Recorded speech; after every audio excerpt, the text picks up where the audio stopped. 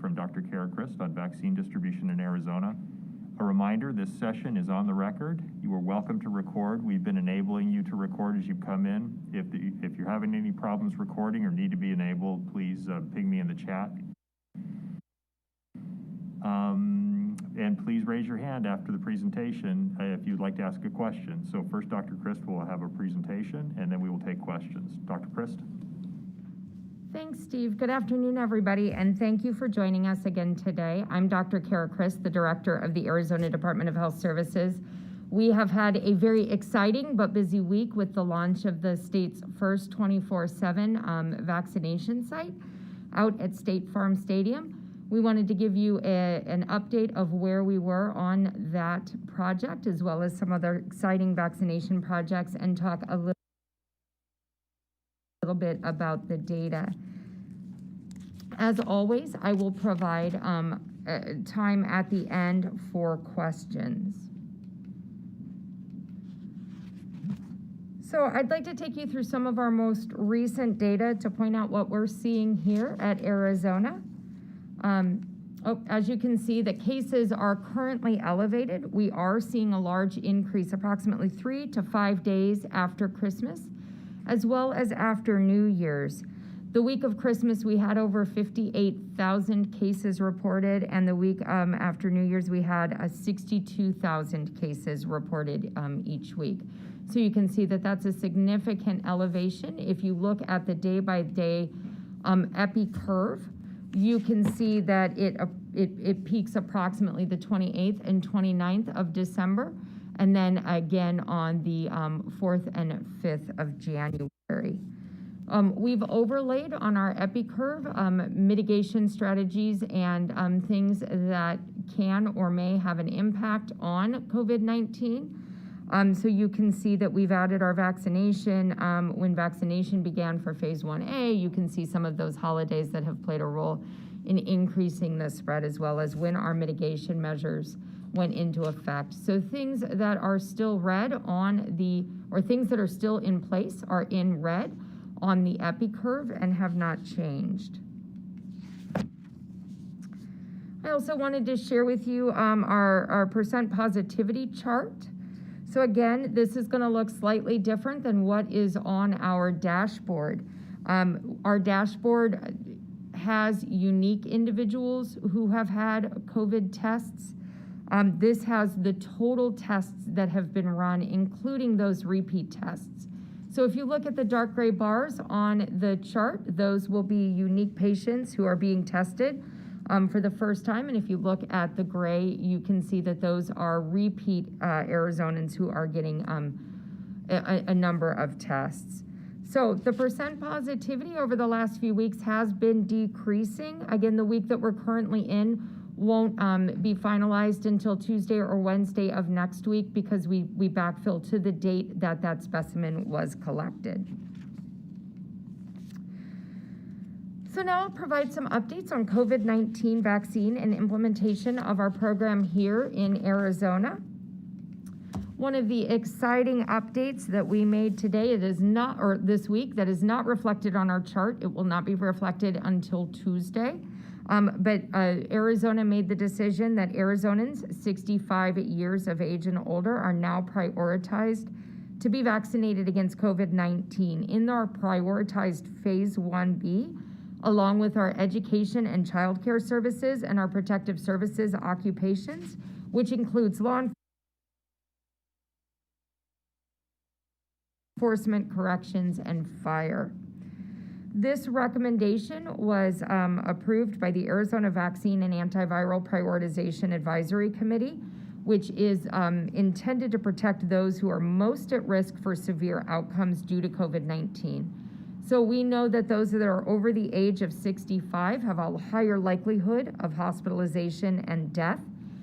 And by getting people vaccinated in several weeks from now, we hope to reduce the strain on Arizona's hospitals. You can find additional information on our website at azhealth.gov/findvaccine. And on Tuesday, we will be updating that to provide clarity about which counties are going to be vaccinated, the 65 to 74-year-old age group at their vaccination sites. We also have counties that have moved into our prioritized Phase 1B, and we have some that are fully in Phase 1B. So if you look at the map of Arizona, the counties that are in black are still in Phase 1A, so those are our healthcare providers and our long-term care facility residents and staff. When you look at our darker gray, that's the prioritized Phase 1B, so that's going to be the phase that we just talked about. Currently, we are vaccinating age 75 and older, along with educators and child care and their support staff and our protective services occupations. When we increase to 1B, that also includes our essential workers, and so those will be people that continue to keep our society functioning. That will be people who work in the transportation industry, including gas stations, shipping, those types of things, the food industry, including agriculture.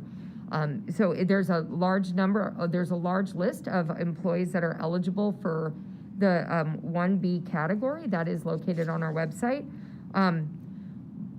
But you can find out what phase each county is in. And we update this infographic daily, and you can link to it off of azhealth.gov/findvaccine. As of today, over 232,000 doses of vaccine have been administered statewide.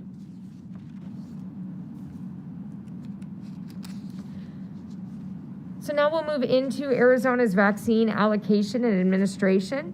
Over the next few weeks, AZDHS will be working to increase access to vaccine, increase the rate of vaccination, and to streamline communication.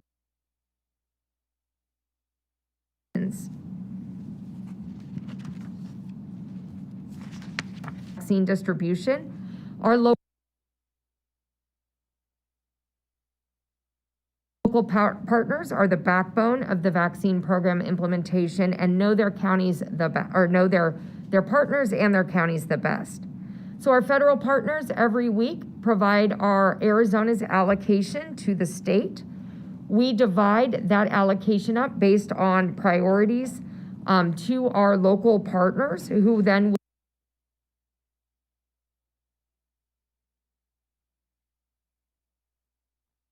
will determine which provider. Then we place Arizona's full order for that week, and then the federal government will ship those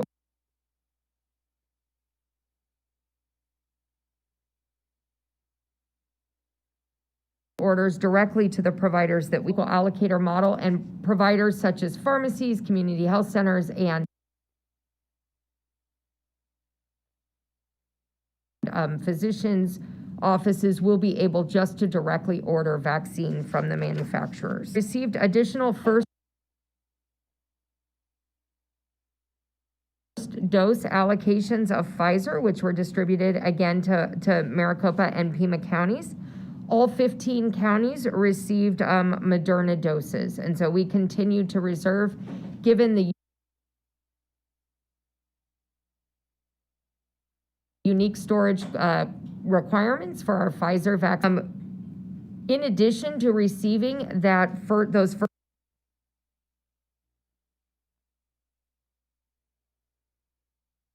first doses of Pfizer and Moderna vaccine, we have received our second doses so that we can continue vaccinating those that have already, how much of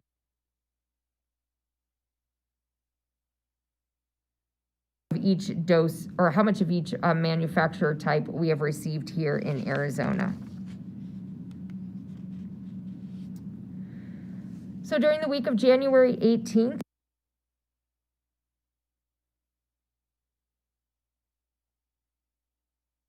Arizona will have been allocated across the state. You can see at the bottom where we have prioritized our CDC long-term care facility partnership by providing them with the vaccine that they need to vaccinate our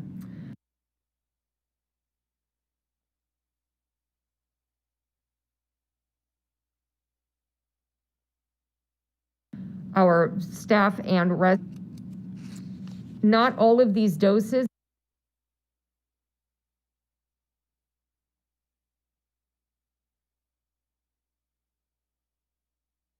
of the 803 have arrived for our county partners and will arrive next week.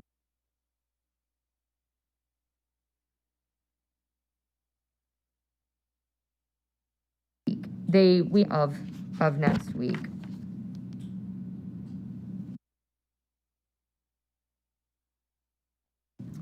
So we continue to add additional sites for vaccine, 200 vaccination sites on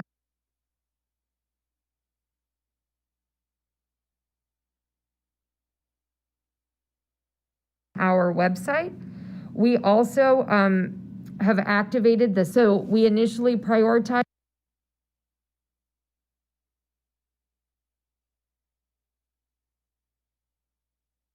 in phase 1 of that partnership our skilled nursing facilities, which are our first visit from CVS or Walgreens, and they are scheduling appointments to start assisted living facilities throughout the state next week. So as additional state vaccine becomes available, we will be adding additional providers.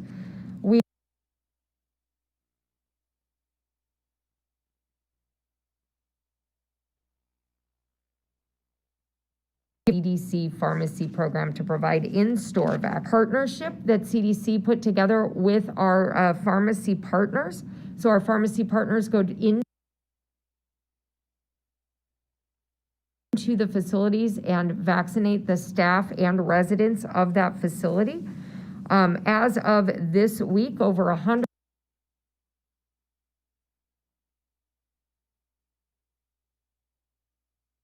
and 40 skilled nursing facilities are starting next week.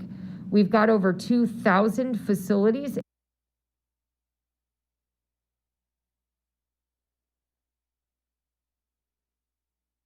enrolled in the federal program. We're one of the states off over the next couple of months.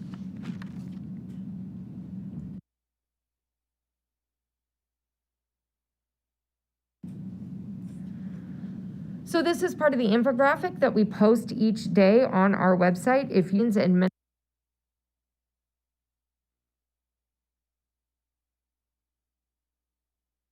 administered, along with the vaccination rate per 100,000.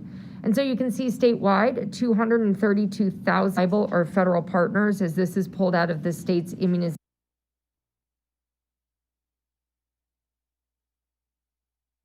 registry.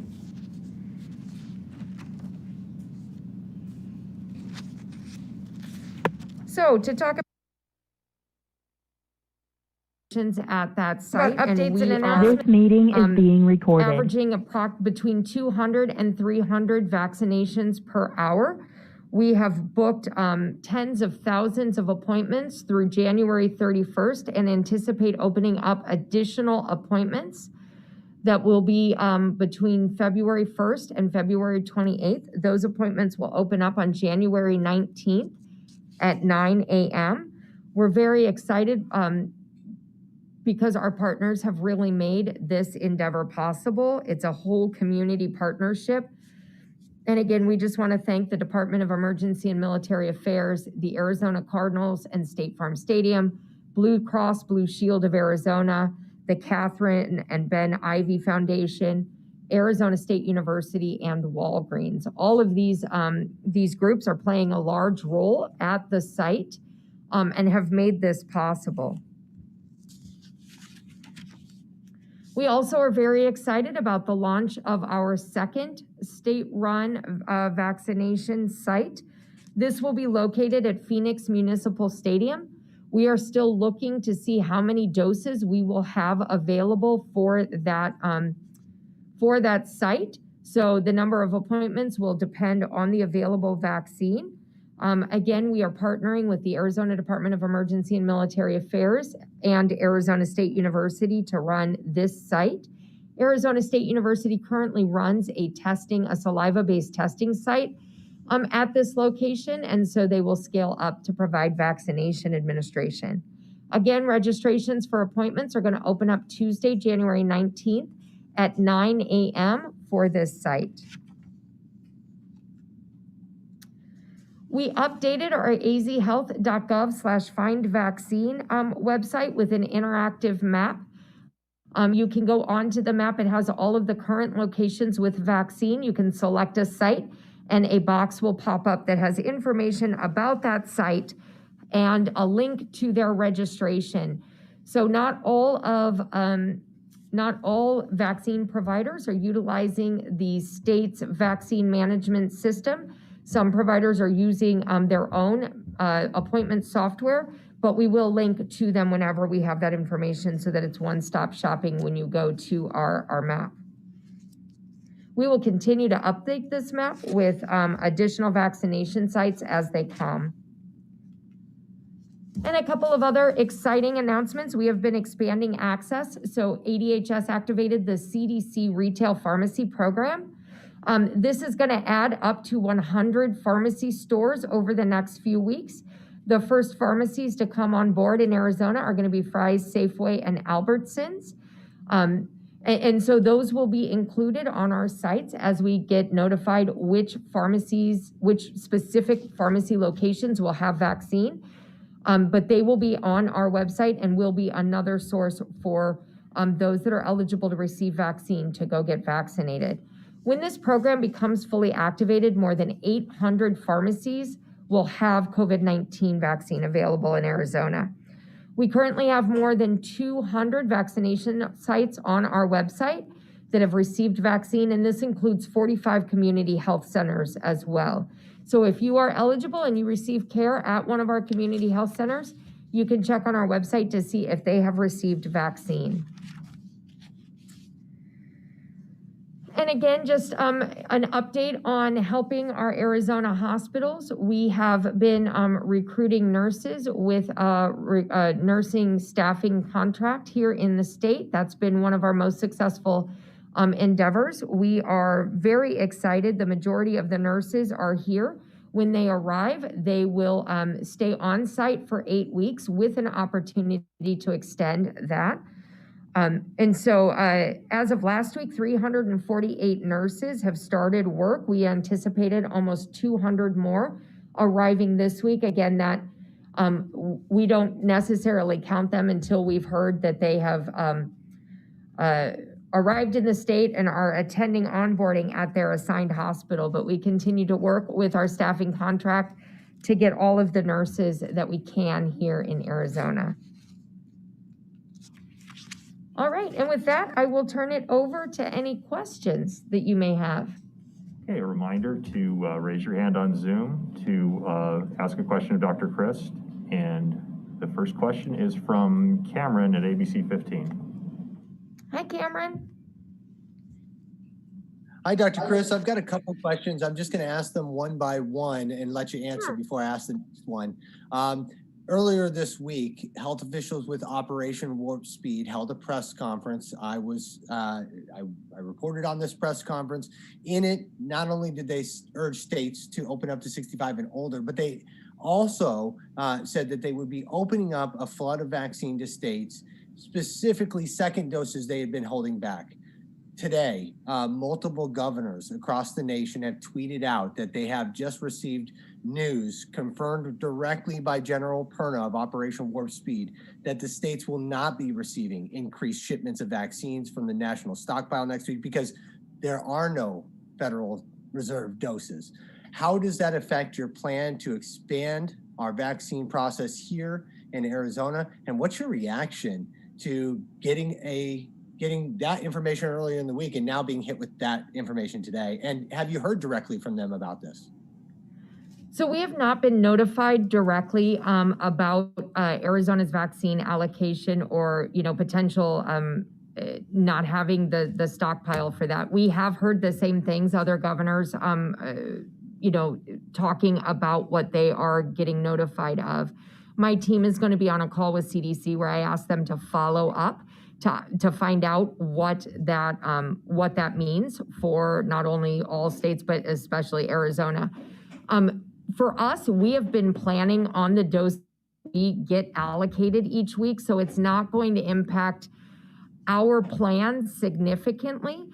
We have been we've been taking enough to do the at least 6,000 vaccines per day at State Farm Stadium. And that's why we are holding and putting the appointments until we can see what the vaccine supply is for that, for the State Farm Stadium. So we are being very careful. We don't want to overpromise anything. And so we are sticking to our vaccine allocation. Now, that being said, that is our limitation, is that we are not getting as much vaccine as we would like to see in Arizona. We have made federal requests to get additional vaccine so that we can continue to vaccinate. But it's one of those things that we're working with our federal partners to ensure that we can keep our current vaccination sites and add those additional sites as planned. My second question would be regarding the 65 and older. I've had county health leaders reach out to me who said they were not notified ahead of time from state leaders when this announcement was made, and it actually caught them off guard because they received smaller supplies than larger counties like Maricopa County. They don't have enough to expand to to 65 and older. The problem with that is, as soon as we announced it statewide, their phone lines were flooded with people, and their online sites were flooded with people disappointed that they couldn't get the vaccine at 65 and older. Do you regret how this was announced? Do you regret not having more communication with county leaders so they could prepare their populations for the inevitable news that their counties would not be able to expand to 65 and older? So when we work with our county health departments, they are the boots on the ground, and they're the ones that are going to ultimately decide that sub-prioritization. So like we know La Paz County is still in phase 1A. They are not entering into phase 1B at this time.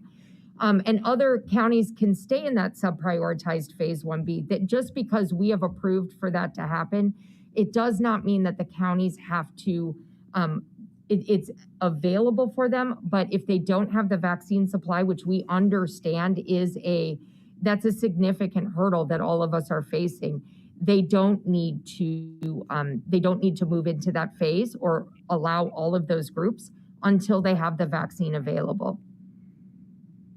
Is there any part of this, this news about the lack of vaccine that disappoints you? Because obviously it feels like an overpromise from the federal health officials on this one. So, hearing that we were going to get additional vaccine was very exciting, especially with all of our plans to ramp up. However, we have been planning on the vaccine that we currently get each week and making those prioritization decisions. So luckily it doesn't impact our current plans, but it is disappointing because we would have loved to be able to ramp up and add additional appointments, even out at State Farm Stadium, had we gotten more vaccine. Thank you very much. Thanks, Cameron. Next up, and I apologize if I mispronounced this, Cara Nylander. Yeah, hello, Dr. Christ. I've heard from several folks, I'm down here in Pima County, that have had issues registering for appointments on the online website. Our health department here has set up a phone number that was specifically supposed to be for mostly elderly folks to be able to register for appointments over the phone if they may not have access online. But if you call that number, and it was supposed to be live as of 1 p.m. yesterday, right now it just goes to a busy tone, and countless people have reached out saying that they are having issues with that, getting very frustrated. Is there anything that your office can do to try and help mitigate those measures? So, specifically the elderly who all may not have internet or access to online means to be able to register to get their vaccines? Yeah, I had not heard that was occurring in Pima County, so I'll have my team reach out and see what resources we can offer to assist with that. We know that there's a lot of demand for the vaccine, especially in the prioritized groups. So we would recommend, continue the phone line, and we'll see how we can help Pima County. They're great partners. And how do you go about, you mentioned how many different pharmacy entities are going to be handling vaccinations. How do you go about allocating how many vaccine doses you can hand off to each individual pharmacy based off how many people they may get? Yeah, so there's two mechanisms, and that's a great question. So we activated the CDC pharmacy retail program. So basically what we do is we take a proportion of the doses off the top and assign them to the CDC retail pharmacy program. CDC then will allocate those doses to the providers that they have opened up. One of the questions we're getting asked is, why is CVS and Walgreens not part of this initial 100 stores? Because they are so busy vaccinating our long-term care and assisted living, they will be added in future weeks. So then, but we can also provide state doses of vaccine, things that have already been delivered to the state, but we want to get out to the pharmacy. And so then we can reallocate like 100 doses to pharmacies that have expressed interest. And so both the state and the counties have been working with different pharmacies to get them doses that have been allocated to the state as well. And lastly here, what about folks that may be young, not elderly, but are immunocompromised, maybe of a high risk, and they really want to get this vaccine as quick as they can? When can they expect to get a dose of the vaccine? So that's a great question. We continue to monitor the data, and I apologize, Cameron. I think there was another question that I realized I didn't answer. So the federal government this week made a recommendation that those over 65 should be included in the prioritized 1B, as well as those prioritized for now. And then those that were under 65 with a medical condition that put them at risk. Given our estimates of how many people that would include, we knew that the demand would be too great for the very limited vaccine resources that we had right now. We do know that the majority of our hospitalizations and the majority of our deaths are in those that are 65 and older. So we agreed to move them in. Again, counties are able to make the decision based on their specific vaccine doses and their specific plans, whether or not they have the vaccine to accommodate that. We will continue to see when we can bring in that next group based on vaccine allocation and resources. Thanks so much. I appreciate it. Thanks. Next up is Bud Foster. Hi, Bud.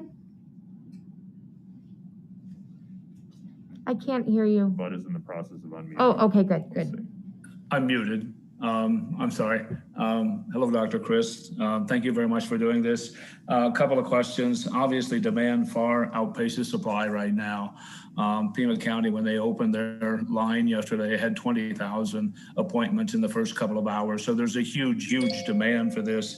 Everyone has been talking about ramping up, giving the public a lot of confidence that the ability to get a vaccine is out there and will be coming fairly soon. Because of the news from the federal government that they have not been setting aside that second dose, are those plans to ramp up now being put on hold? I think the folks at home would really like to know an answer to that. So that's one of the things that we have to find out information for. So what they're saying is they put aside those initial weekly allocations, the second dose for 3 weeks later. What we've heard through the grapevine is that they don't have the stockpiles for that second dose ongoing, but that they believe that the manufacturing supply will be able to keep up with both first doses and second doses. We're going to get more clarification on that hopefully this afternoon. So I don't have a great answer for you, but we will be working within our allocations to ensure that we are getting as many first doses as we can out, but also ensuring that people have access to those second doses. Also, the CDC released a study today on, I don't know how to say this, B117, which is a variant, which they said is very highly transmissible and is now appearing in the United States. And they said that they would have to ramp up vaccination and likely testing as well because of this variant, and said it could be the most active variant come March. Is this something that you have discussed? Is this something that is on your radar at this point? So we are on the lookout for variant coronaviruses, and yeah, we had heard that they were starting to see a number of cases of this specific variant. I think that making sure that we have adequate testing and resources and then trying to get as many Arizonans vaccinated. We are watching to see what those variants cause. It does look like at this time it causes increased transmissibility. It does not appear to be impacted by it does not appear to impact the vaccine's effectiveness, but we know that viruses mutate all the time. And so it's always something that we're watching out for. And we have a great partnership with TGen and our universities to do sequencing to potentially identify if we see variants in Arizona. Okay, and one final thing. It appears that hospitalizations have leveled off now, at least somewhat. We're a couple of weeks away from January 1st holiday, 3 weeks away from Christmas. Are we seeing a leveling off of the hospitalizations, and might that have an effect on deaths down the road? So we've seen a little bit of a leveling off over the past couple of days. It's promising, but we think it's a little bit early to consider that the ongoing trend. We know that hospitalizations tend to follow the cases by about 2 weeks. So, this would be about the time that we would start seeing hospitalizations from that peak back on the 3rd, 4th, and 5th. So we're going to continue to monitor very closely and watch with our hospitals. But, the decreasing percent positivity is promising. The leveling off of that is promising. We're seeing a couple of counties that are starting to see a downward trend in their cases. So all of that is promising, but, it's very hard to predict if that's the path that's going to happen or if it's going to, go back up. So we'll keep posting the data so that everyone can see it and follow along with us. Are you optimistic? I'm hoping to be optimistic. I think, as we continue to get more and more people vaccinated, we won't see the immediate effects of a vaccination. But with all of our residents in our long-term care facilities, now maybe getting closer to their second dose, hopefully that will reduce the need for some of those residents, those high acuity people to be transferred to the hospital. So there are some promising things coming up in the next couple of weeks. All right, thank you very much. I really appreciate it. Thanks, Next Bud. up is Josh Sanders. Hi, Josh. Hi, Dr. Chris. Happy Friday. Happy Friday. I want to circle back to what we're hearing from General Perna of Operation Warp Speed. He did confirm with Governor Kate Brown of Oregon that states will not be receiving increased shipments of the vaccine from the national stockpile next week because there is no Federal Reserve of the doses. We obviously have an issue here in Arizona when it comes to the demand being greater than the supply. You've said that, Governor Ducey has said that. How does this impact, though, us again going forward next week, especially when we're going to be opening up potentially more appointments, but we may not have the vaccine? And then I have a couple more questions. Yeah, so yes, we do have more demand than supply, which in a public health standpoint, I want 100% of people vaccinated. So I am so excited that there is this much demand because we weren't sure what we were going to get, how many people would want to get the vaccine. So we continue, what we've been told is that we can anticipate getting the levels of doses like that we are getting right now. As long as we continue to maintain those levels, we should be able to continue providing, the 24/7 at State Farm, at our Phoenix municipal site, and continue to get it out to the community and to the public. So there's several things that are in play. We've got that federal partnership that we're pulling doses off for our long-term care facilities. That takes a certain amount of doses up front before they do it, but it's not an ongoing need. So once they get all the doses that they need, those will then be added back into Arizona's total allocation. And we continue to work with our county partners to make sure that if they've got pod sites that they're planning or they've got events to try and get them the vaccine that they need. We have not been basing our planning efforts on projections. And so really trying to stay within our means here so that everyone who has an appointment has a vaccine waiting for them. But it's difficult. I mean, we were hoping to see increased, numbers of doses. They are anticipating increased manufacturing, so continuing them to ramp up the manufacturing, so more and more will come off. They do anticipate hundreds of millions of doses available by March or April. So I think all of that is promising, but we just go by our weekly allocation here in Arizona.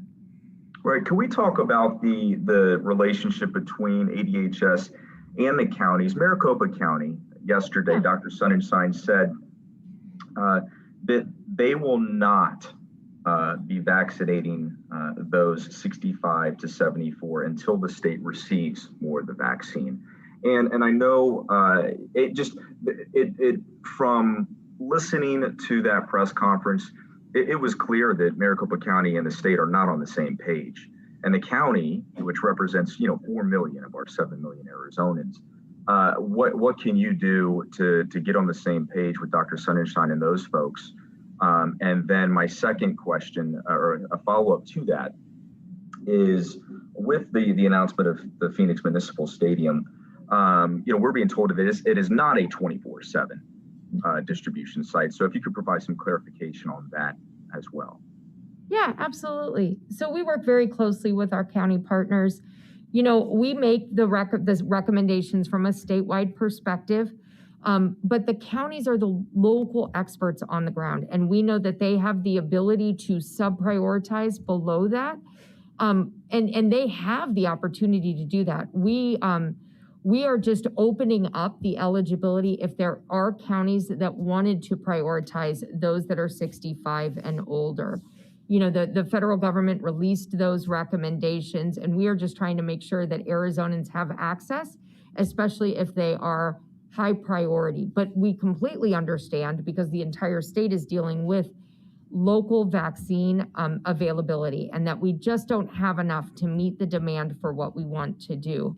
So we are looking at where vaccine is not being utilized as efficiently, bringing it to places that are using it more efficiently, so that we can make sure that as many Arizonans are getting vaccinated as possible, and that vaccine is not just sitting in freezers not being used.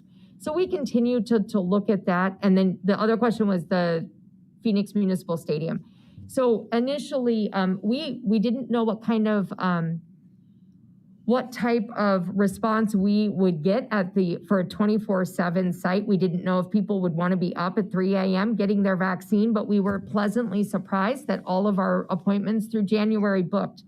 And so that includes our 10 to 4 a.m. slots. Looking at the vaccine availability and making decisions about the priority, we do have a 24/7 spot in Arizona at State Farm Stadium. People are welcome to register for those spots in the middle of the night, especially if it's more convenient for them. But seeing that we had limited vaccine available, we wanted to make the most effective use of our sites. And so we decided that initially Phoenix Municipal Stadium would start as a just daytime operation. And so we will continue to evaluate that. If we get more vaccine and we have the ability to expand that site 24/7, we will be doing that, because we built State Farm Stadium to be a site that can be replicated in other areas. And so we're looking at where we can deploy that as well moving forward. I want to I'm asking about the rate of distribution, because right now, if you look at the numbers that you just gave us, 39% of those doses we have been gone into somebody's arm. So are we with the vaccine, with the doses that we have, are we vaccinating fast enough?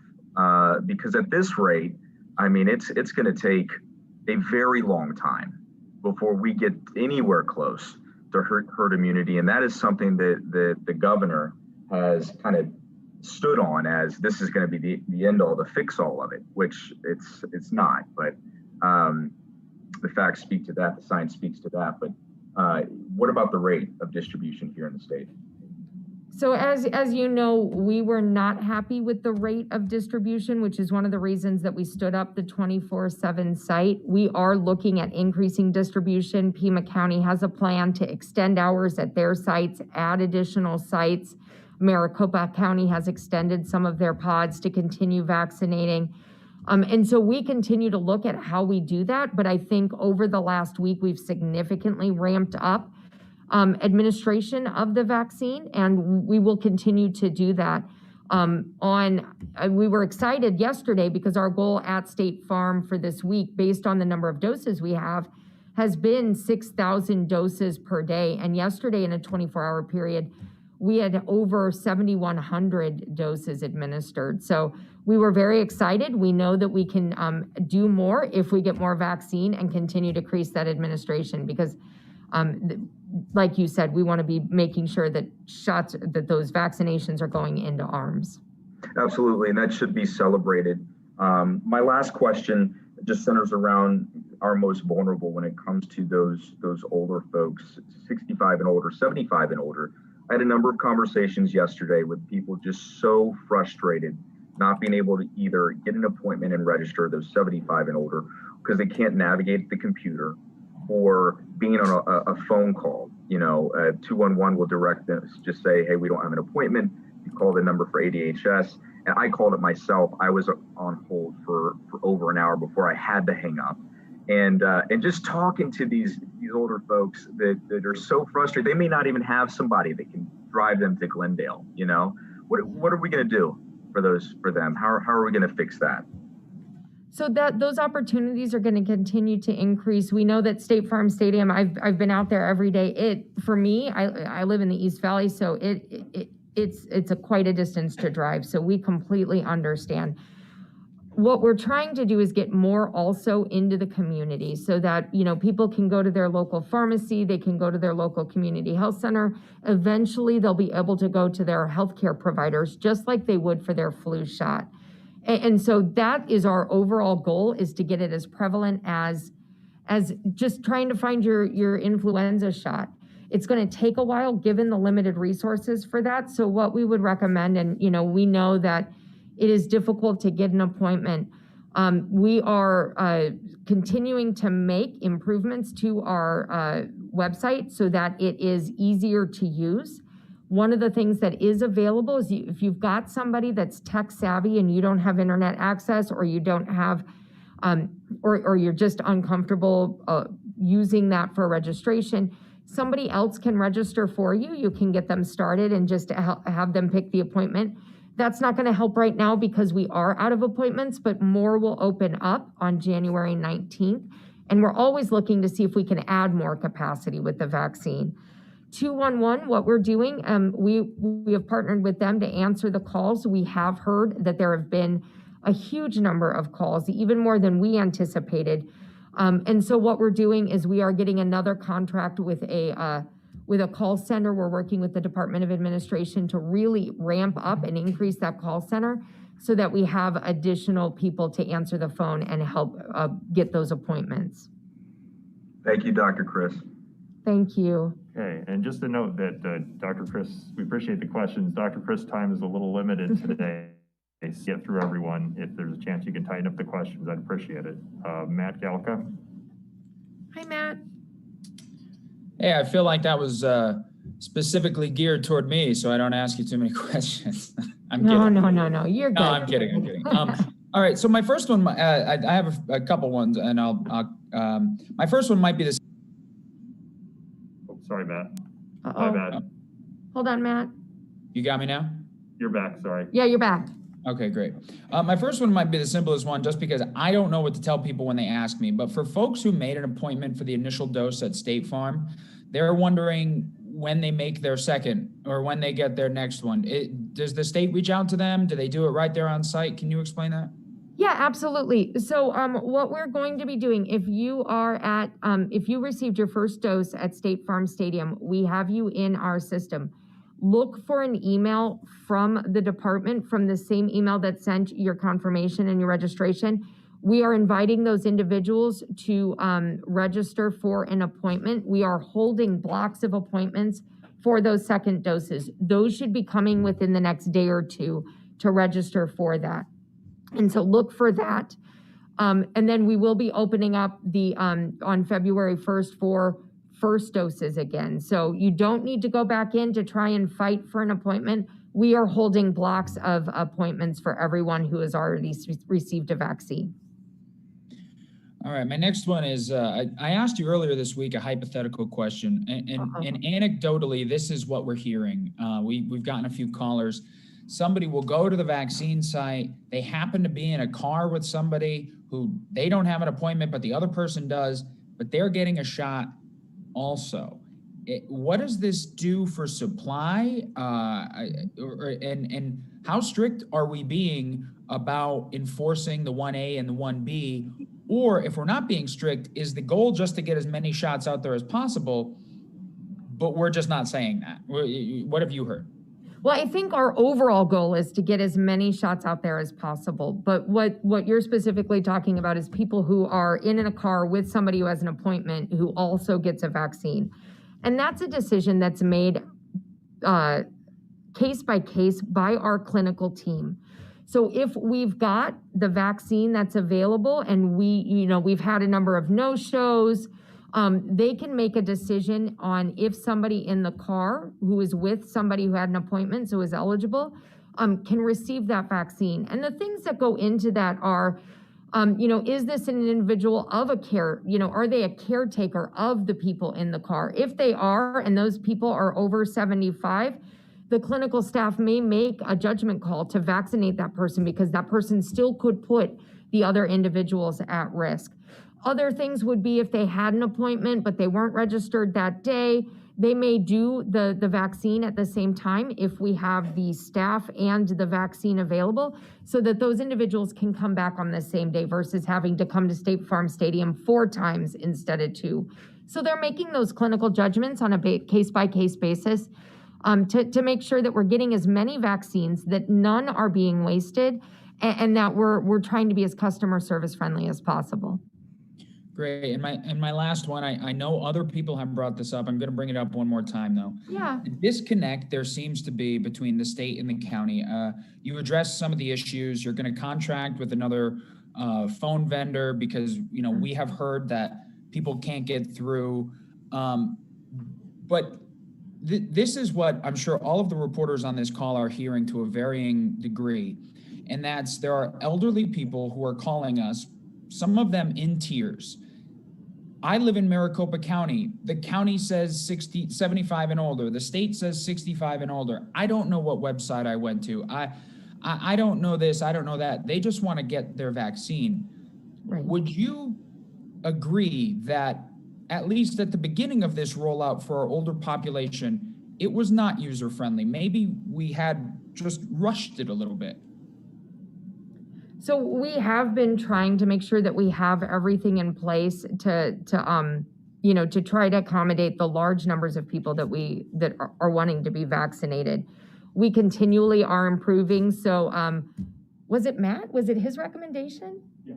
Oh, so your recommendation coming back to us, because all of us agreed, why can't it just show, why do you have to go onto a day to see if there's available appointments? Why can't it just show that next available appointment? We thought that was a great idea. So we are implementing that to make it more user-friendly. We've been working with Google on making this product better. They're the initial developers of it. So yes, it has been a work in progress. We continue to improve. We do know that, our counties really have the authority to make those decisions in their local jurisdictions for their communities. The governor was very emphatic that he wanted those over the age of 65 to be eligible and to be available when those counties were ready to vaccinate those individuals. Thank you. Okay, Ricky Vasquez, I'm unmuting you. Hi, Ricky. Hello. So still on the topic of registration, we've been getting a lot of calls from people that say, I'll drive anywhere in the state to get my vaccine. Pima County has their own registration, Maricopa, there's the state one. Are there any hurdles with people that are trying to just look for the next available and drive across the state to get it? And is there, will there be any issues with people doing, say, like a double registration, registering Pima County and Santa Cruz County to see which one sticks first? So yeah, that definitely could happen. There's not one system that is going in, because if you figure when you're working with pharmacies and healthcare providers and community health centers, all of them are going to have their own appointment making software. So we provided the vaccine management system as a free tool that providers could use if they wanted to do it. It automatically reports and uploads the data to our immunization registry, which is great, but it's not a requirement to use. So yes, people may be able to go in and identify different appointments that may be available and make those appointments. What we would recommend, like our pods, you really need to look at what the requirements are for each individual location. We do have the registration link for those locations that are on our maps.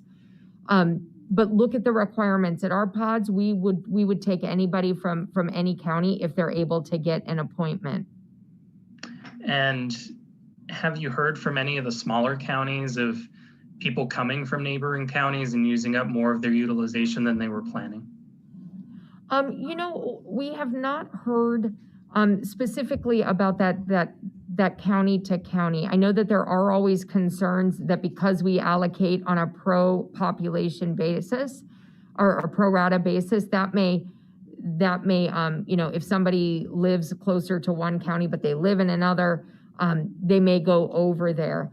One of the concerns that we have heard, though, is that some of our bordering communities from other states, if they hear that there's a clinic in some of our border states, like along California, that some of those residents might come over. And so they've been planning, how do they get that out to be more prioritized for Arizonans. The one thing that we would caution about that is the virus doesn't know what your state of residency is. And if you're in Arizona, whether or not you're an Arizonan, you're just as likely and at risk to get COVID-19 and to potentially have bad outcomes. And they will utilize an Arizona bed. So that's what we're trying to prevent and trying to make sure is that no one in Arizona gets COVID-19. We would like to see that end. But if they are here, they will be using Arizona resources. And so we just want to make sure that everyone's protected so that we can protect Arizonans. Great. That's all I have. Thank you, Dr. Chris. Thank you. Next up is Katie Davis-Young. Hi, Katie. Hi there. I just wanted to clarify, Maricopa County says it's not opening up to the 65 plus group next week, but the State Farm and Phoenix Municipal Stadium, those new appointments coming online next week will be available to that age group?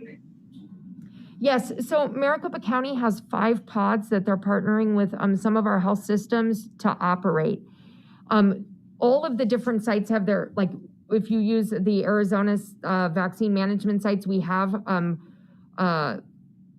like requirements that you have to check, like, yes, I'm a healthcare worker, or no, so that we can screen to make sure that you fit one of the priorities. We will be opening ours up to age 65, but Maricopa County will be keeping theirs at 75 and above, given the vaccine doses that have been allocated to those specific pods. They just don't have the resources to be able to increase that age just yet. Okay, and really quickly, can you talk about where the budget and staffing for the new Phoenix Municipal site is coming from? Yeah, absolutely. So we received last week's an announcement that Arizona is going to be receiving $65 million. That's from that new package that was passed like a week or two ago. The time just all blurs together right now. But Arizona is getting $65 million specifically for vaccination efforts. And so that is going to pay for some of those big state-run pods. It's also going to provide funding to our county partners so that they can do their vaccination efforts. It's also going to go into things like a campaign to promote vaccine interest and to encourage people to get vaccinated. So there's a lot of activities that will come out of that, but that's where that funding is coming from. The staffing is coming from, we have contracts with ASU to provide the staffing and the resources and the logistics for those sites. We have that for State Farm. We're still working with ASU on what the Phoenix Municipal Stadium site will look like when it stands up on February 1st. We also are partnering with Blue Cross Blue Shield out at State Farm Stadium, who is arranging the volunteer efforts out at State Farm. And so we'll be working with entities to do that same thing. Some of it will be volunteers, some of it will be paid staffing. Oh, and I'm sorry, I forgot a huge partner. The Ben and Catherine Ivy Foundation gave us, donated $1 million to the department to help us with the staffing costs for the 24/7 site. So that's another resource that we were so lucky to get from our partners.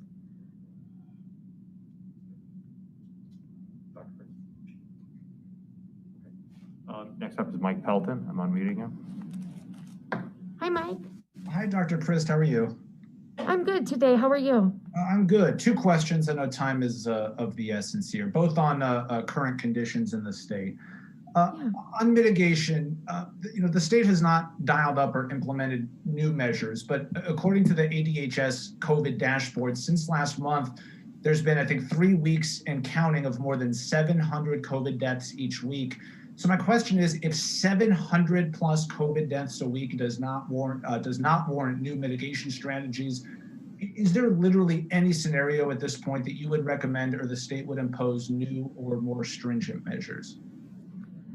So that's a really great question. I think one of the issues is, as we look around, a lot of the other states are experiencing the same thing. And when you look at the mitigation measures that have been put into place, my colleagues in California have, areas of California pretty locked down.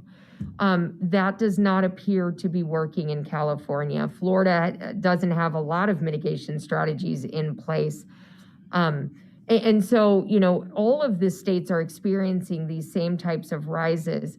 Really what we need to do is to really enforce the mitigation strategies, because we have some significant mitigation strategies in place in Arizona. It's the enforcement that is really important to make sure that they're following the occupancy limits, the mask requirements.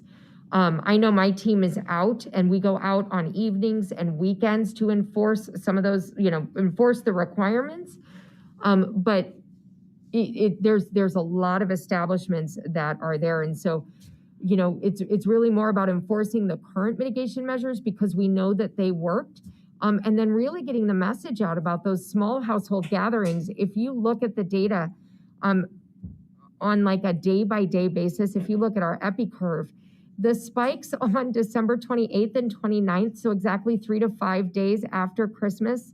And if you look at the spikes on January 4th, 5th, and 6th, they're very large. Most people are going to develop symptoms 3 to 5 days after their exposure to COVID. And so, we know that people got together during those holidays, and we're seeing that in the data. And what we would really encourage people is you can't let your guard down. Even when you're with people that you love, you have to wear your mask. You have to stay physically distanced. And we know that it's extremely difficult to do that. Next up is Max Gordon. Oh, okay. Hi. Hey there. So what do you have to say to people who might be 75 or older, but haven't been able to schedule an appointment and are frustrated that the threshold has been lowered to 65 and older? What we would say is keep working at getting that appointment. We will be opening up additional appointments. We know that when we looked at those that are 65 years of age and older, we know that that there is all of them are at a higher risk for hospitalization and death. And we knew that it would add approximately 750,000 Arizonans. We will continue to try to increase availability, but we do want to make sure that everyone who's at risk has access to the vaccine if it's possible. And we know that it's very frustrating, especially when the resources are so limited. We have been putting in multiple requests to our federal partners. I was on the phone with CDC yesterday saying, if there's states that don't want Pfizer, if there is states that aren't taking Pfizer and it's left, Arizona will take it. We have capacity now to increase the number of, appointments, the number of shots we're given. State Farm Stadium actually has the ability, while we're saying our goal right now is 6,000, that's because that's the resource limitation that we have. With our vaccine, we can easily expand to 12,000 a day. And so if we could get more vaccine, we would be able to even ramp up our administration more. So we continue to work on that front, but just to keep trying to get an appointment and to look at our website, because some pharmacies will have vaccine as early as next week, and they will have a number of doses that may not have as many people going for them given their geographical location. Next up is Haley. Hi. Hi there, Dr. Christ. So I just wanted to ask one question. Yeah. So the Arizona Department of Health Services has administered over 2,000 vaccinations per 100,000 people, as we know. According to the CDC's website, and as of this morning, Arizona is ranked 45th in the nation on a per capita basis for vaccine administration. So despite recent announcements, I just was wondering if you could give an answer on why that may be. CDC says we've done 150K. Oh, okay. So CDC sounds like they're a little bit behind in the data. So they're pulling data and they're only updating a couple of times a week.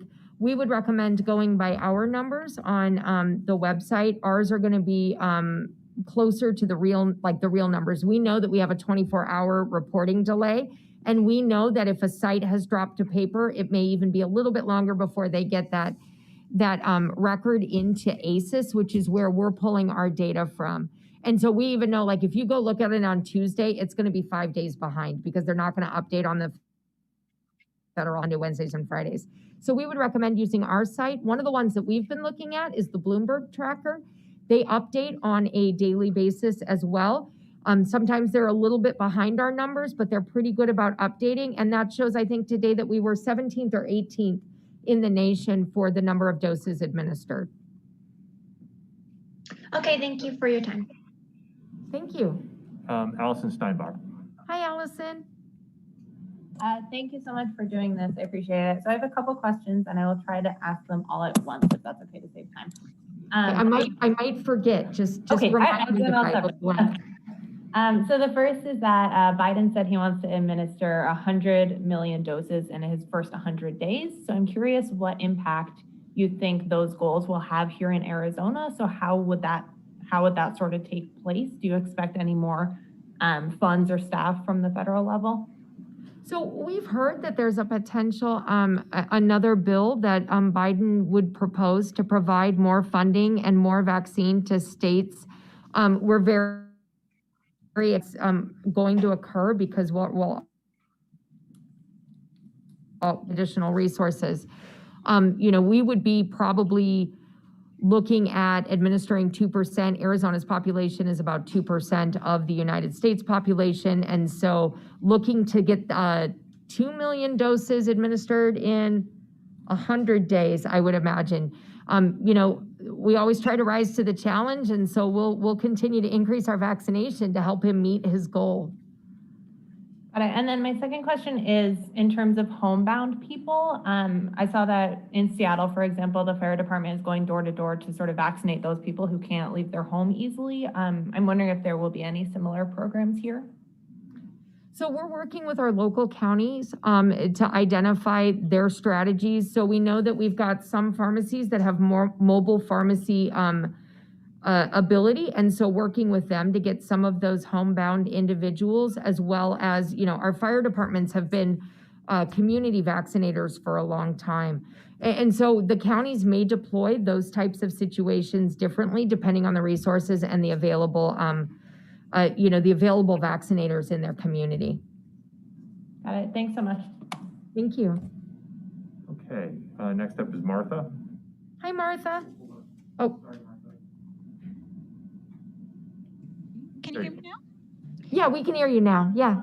So much. Dr. Chris, if you have not yet heard directly from federal officials that additional doses were not being released, how can you be certain that your regular allocation for here in Arizona won't be cut?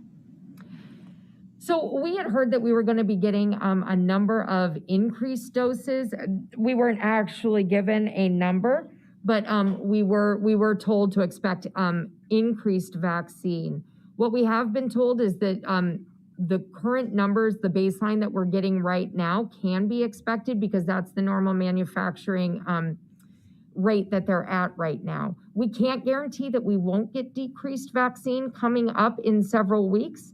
But we plan accordingly based on our allocations that we get. So we'll continue to monitor and adjust our appointments at State Farm to make sure that we have the available resources that we need as we get those doses. And speaking of planning, does municipal stadium planning take into account that there perhaps may not be extra doses that will be released? And so how many appointments will then be available at that site when you start making them in just 4 days? So that's what we're looking at right now. We'll be working over the weekend to determine what that potential allocation could be. We will likely start with fewer appointments and then potentially add more appointments if we identify that we have additional resources. But that is one thing that we're waiting on, is just to identify how many appointments we can get, because we don't know what the overall vaccine supply is.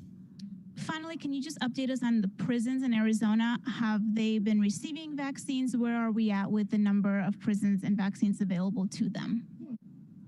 So we are working with our correctional partners to get currently we are in prioritized phase 1B. So our protective services occupations, which includes correctional officers. I believe with one of the prison facilities, they vaccinate the correctional officers out there, and then any inmates that may qualify based on like high risk and stuff will be assessed in our later phase 1B. And so we have been working to ensure that they've got the vaccine allocation that they need in order to do that. And we're still onboarding additional prisons so that they can get the vaccine and have it administered. Thank you for your time. Thank you.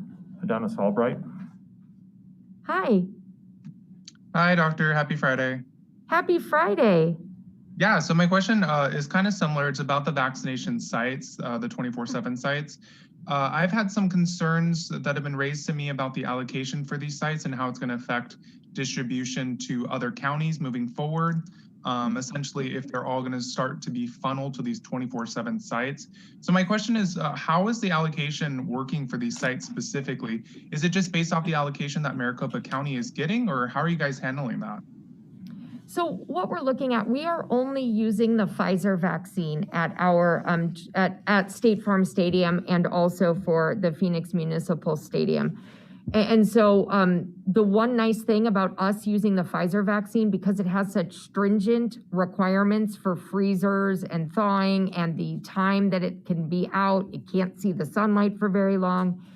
Our rural counties actually asked not to get the Pfizer vaccine. So that saves the Moderna vaccine for our rural counties. We are not using Moderna at either of those sites. And so we're working with Maricopa County to ensure that their sites and Pima County to ensure that their sites that are utilizing Pfizer have the doses that they need in order to vaccinate their current, like their appointments have already been made, and anything additional that they want to do moving forward.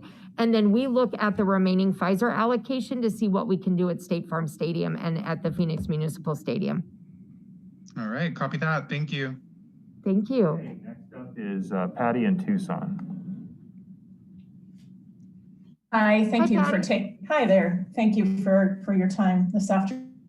I'm also curious about what's coming into the counties, and I wondered, now that the counties have launched their rollouts, will you revisit having statewide sites so that more of that vaccine can get to the counties?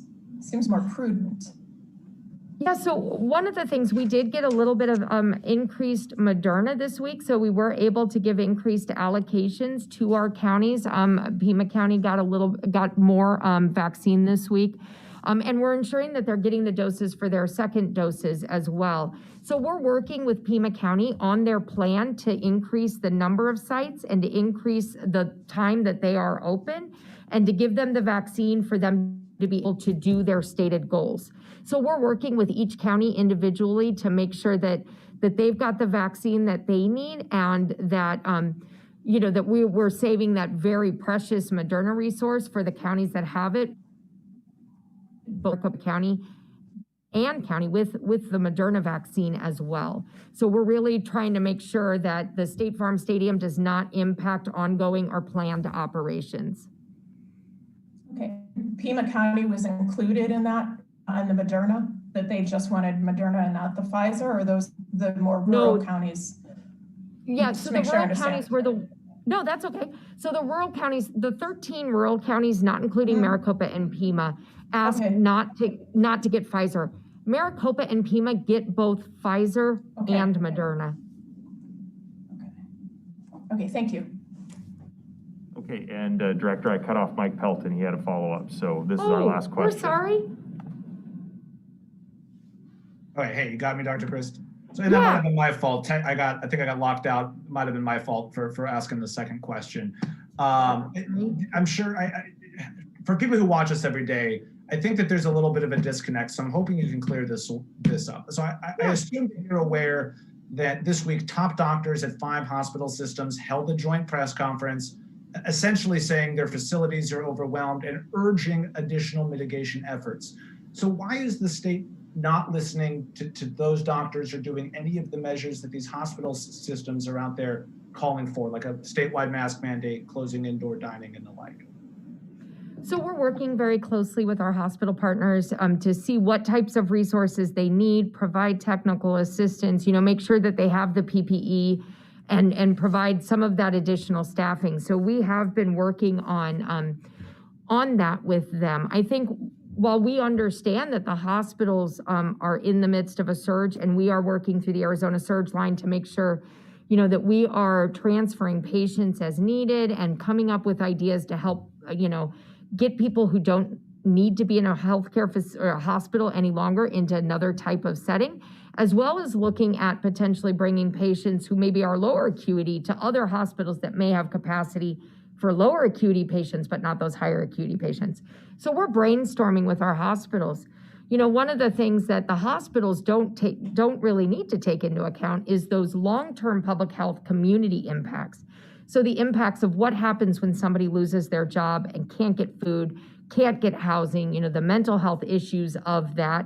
And so we're trying to balance that from a public health perspective and make policy decisions that we believe will have an overall impact on the coronavirus transmission. And so we're working very closely. I meet with our hospitals every week. I meet with their intergovernmental relations people every other week. We are working with the governor's office to develop and establish policies that will be best for Arizonans. Okay, everyone. Thank you for joining us today. Thank you, Dr. Chris. Thank you. And everyone have a safe and great weekend. Yeah, have a wonderful weekend. Thank you.